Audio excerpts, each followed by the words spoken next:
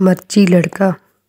ایک گاؤں میں ایک چھوٹا سا گھر تھا جس میں ایک لکڑہارا اپنے 7 بچوں کے ساتھ رہتا تھا۔ اس کا ایک بیٹا تھا جس کا قد بہت چھوٹا تھا۔ سب اس کو مرچی مرچی کہتے تھے۔ وہ بہت ذہین تھا۔ ایک دن ان کا والد بیمار ہو گیا تو وہ کام پر نہیں جا سکتا تھا۔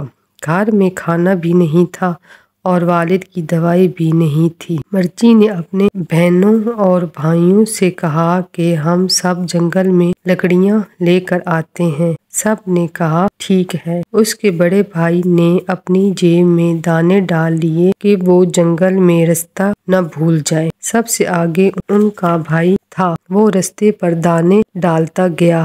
جب انہوں نے لکڑیاں اکٹھی کر لیں اور گھر کی طرف جانے لگے تو انہوں نے دیکھا کہ دانے تو سارے چڑیا کھا گئی ہے۔ تو اس کے بہن اور بھائی رونے لگے کہ ہم گھر کیسے جائیں گے، ہمیں جنگل کے جانور کھا جائیں گے۔ تو مرچی نے کہا کہ تم سب نہ رو، کیوں نہ کہ جب بڑا بھائی دانے ڈال رہا تھا تو میں نے اپنے جیب میں بہت سے پتھر ڈال لیے تھے، پھر یہ آگے دانے ڈالتا گیا اور میں پتھر۔ تم سب میرے پیچھے چلو۔ سب نے لکڑیاں اٹھائیں اور مرچی کے پیچھے پیچھے چلنے لگے۔ پھر انہوں نے بازار میں لکڑیاں بیچیں اور کھانا اور دوائیں لے کر گھر آ گئے۔ سب بہت خوش تھے کہ مرچی کی دانشمندی کی وجہ سے سب گھر آ سکے۔